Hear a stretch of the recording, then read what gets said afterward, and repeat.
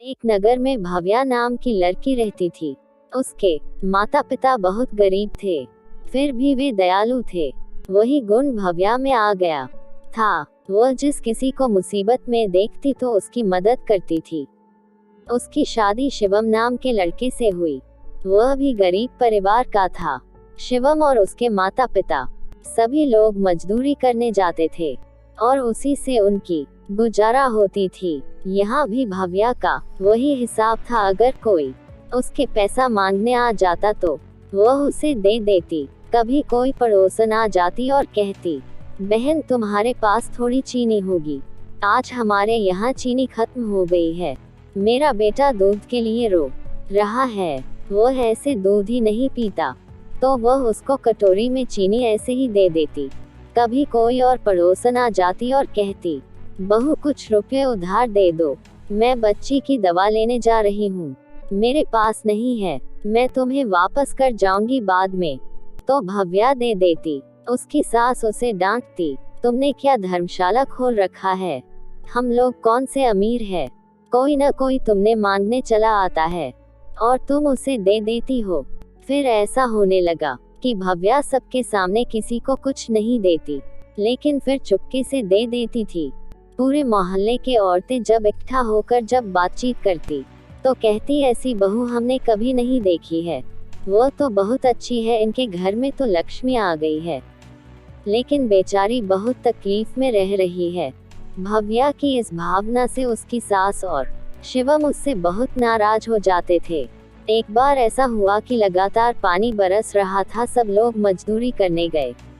वे बाजार में खड़े थे और कोई काम नहीं मिल रहा था। फिर सब लोग लौट आए। सभी को काफी भूख लग रही थी। कई दिनों तक उनको कोई काम नहीं मिला। वे बाजार जाते, खड़े रहते और घर वापस लौट आते। जो कुछ घर में रखा था वो पहले ही खत्म हो गया था। अब घर में खाने के लिए कुछ भी नहीं था। वे सब बहुत भूखे बैठे थे और कह रहे थे कि सास बोली, हे भगवान आज क्या खाएंगे, इतनी जोर से भूख लगी है, आज घर में कुछ भी नहीं है, आज मजदूरी नहीं मिली तो आज खाना भी नहीं मिलेगा। यहाँ तो रोज कुआं खोदो रोज पानी पियो वाली हालत है। तभी उसकी पड़ोसन रमा आ गई कुछ मांगने। रमा, अरे भाभी उदास क्यों, क्या हुआ? भव्या, आज हमारे यहाँ कुछ है ही नहीं। इतना सुनते ही रमा अपने यहाँ गई और दाल चावल और सब्जी ले आई। रमा, अभी खाना बना लो, तुमने हमारी बहुत मदद की थी।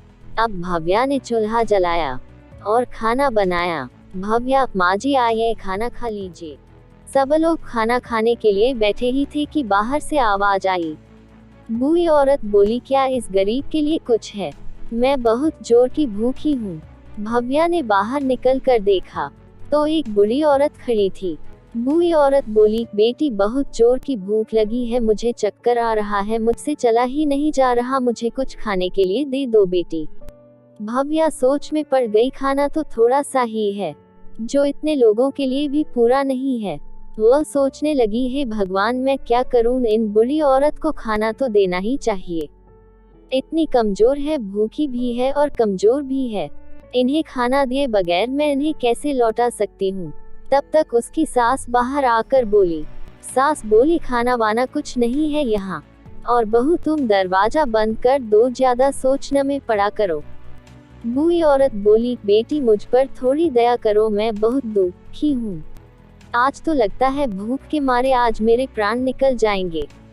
ऐसा कहकर वह वहीं बैठ गई और आंसू बहाने लगी। भव्या दौड़ कर आई और अपने सास से बोली। भव्या बोली, माँ जी उन्हें खाना दे दो, वो बहुत भूखी है, कहीं ऐसा ना हो कि उन्हें कुछ हो जाए। भव्या की सास ने उन्हें डांटा। सास बोली, हमारी तुम्हें परवाह नहीं है, और वो भिखारन कहाँ से चली आई तो उसकी परवाह है। भव्या बोली, पर माँ जी जरा सोचो, उसने भी तो 2 दिन हो गए कुछ नहीं खाया है, उसको भी तो चक्कर आ रहा है। भव्या ने तो बाहर देखा तो वह बूढ़ी महिला बाहर बैठकर रो रही थी। अब भव्या से नहीं रहा गया। भव्या बोली, अब चाहे जो हो जाए मैं उस बूढ़ी औरत को खाना जरूर खिलाऊंगी। वो थाली में खाना परोस कर ले आई और बूढ़ी औरत को दे दिया। वह औरत बहुत खुश हो गई और खाने लगी। बूढ़ी औरत बोली, खाना बहुत स्वादिष्ट है, तुमने खाना बहुत अच्छा बनाया, तुम बहुत सुखी रहोगी। और खाना ले आओ बेटी। भव्या और खाना परोस कर ले आई। बूढ़ी महिला को पता नहीं कि कितनी भूख लगी थी। खाना खाती ही जा रही थी और मांगती ही जा रही थी। और ले आयो खाना। भव्या दौड़कर अंदर गई और खाना ले आई। थोड़ी ही देर में दाल चावल की पतीली खाली हो गई। सब्जी रोटी भी वह खा गई। भूख से बिलबिलाते हुए शिवम ने देखा कि पतीली खाली पड़ी है और कुछ नहीं रह गया है। उसमें शिवम को बहुत जोर से गुस्सा आ गया और उसने भव्या पर गुस्सा किया और चूल्हा तोड़ दिया। ये देखकर भव्या रोने लगी। भव्या बोली, चूल्हा तो टूट गया, अब खाना किस पर बनेगा। बूढ़ी औरत बोली, तुम परेशान न हो बेटी, मैं ऐसा चूल्हा बनाकर तुम्हें देती हूँ कि वह कभी नहीं भुटेगा। उस पर खूब खाना बनाना और कोई भूखा आए तो उसे खूब खिलाना। और उसने वहीं से थोड़ी मिट्टी उठाई और भव्या से पानी मांगा। उसने मिट्टी गूंधी और एक नया चूल्हा बनाकर रख दिया। बूढ़ी औरत बोली, बेटी इस चूल्हे पर खाना बनाओगी न तो मुझे याद करोगी। तुम्हारे यहाँ कुछ नहीं है, तुम जिस चीज को बनाना चाहो उसका नाम लेकर इस पतीली पर रख देना। ऐसा कहकर वह वहां से चली गई। भव्या पतीला चूल्हे पर रखती। भव्या बोली, मैं तो दाल बनाने वाली थी। चूल्हे में लकड़ियां अपने आप जलने लगी और खाली पतीली में दाल भर भर कर उबलने लगी। अब तो भव्या बहुत खुश हो गई। 1 मिनट में पतीली में दाल अपने आप बन गई। उसने दूसरी पतीली चढ़ा दी और बोली। भव्या बोली, मैं तो चावल बनाऊंगी। देरी नहीं लगी और चावल भी बन गई। अब तो भव्या जिस चीज को बनाना चाहती उसी का बस नाम लेती तो वह चीज बनती चली जाती। ये देखकर भव्या के सास ससुर और शिवम बहुत खुश हो गए। वे भव्या की प्रशंसा करने लगे। अब सभी लोग खा रहे थे। जिसकी जो भी खाने की इच्छा होती वे उसी पकवान का नाम लेता तो भव्या उसे बना देती। अब भव्या की सब लोग बहुत इज्जत करते थे। अब घर का कायाकल्प ही बदल गया था और सब लोग खुश रहने लगे। इतने में बाहर से आवाज आती है, बेटी मुझ पर थोड़ी दया करो, मैं बहुत दुखी हूँ आज तो लगता है भूख के मारे आज मेरे प्राण निकल जाएंगे। ऐसा सुनकर सभी घर वाले खुश होते हैं और भव्या हमेशा की तरह उस मांगने वाले को खाना परोस के दे देती है।